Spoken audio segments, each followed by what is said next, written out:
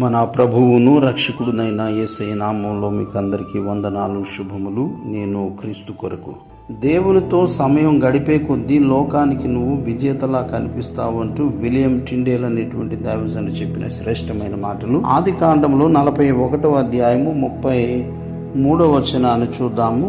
కాబట్టి ఫరో వివేక జ్ఞానముల గల ఒక మనుషుని చూచుకుని ఐగుప్తు దేశం మీద అతన్ని నియమింపవలనని ఒక సలహా యోసేపు చెప్పడం జరిగింది ఫరోకి.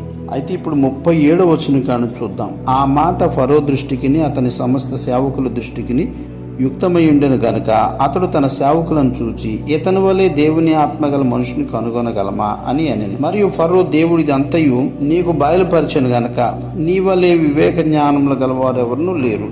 నీవు నా ఇంటికి అధికారమై ఉండవలను, నా ప్రజలందరూ నీకు విధేయులైందురు. సింహాసన విషయంలో మాత్రమే నేను నీకంటే పైవాడనే ఉందునని యోసేపుతో చెప్పాను. అలాగే 44వ వచనం చూడండి.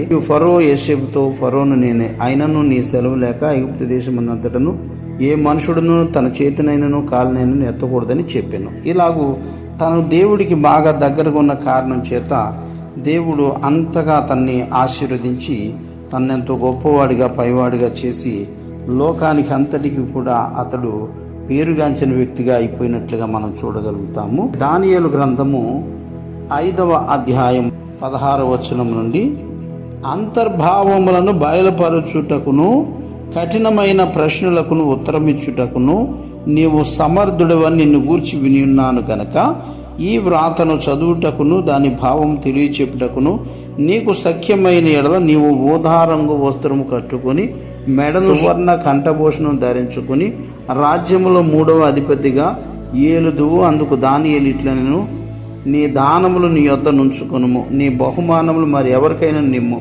అయితే నేను ఈ వ్రాతను చదివి దాని భావమును రాజునకు తెలియజెప్పేదనని ఈ 16-17 వచనంలో చెప్పాడనమాట.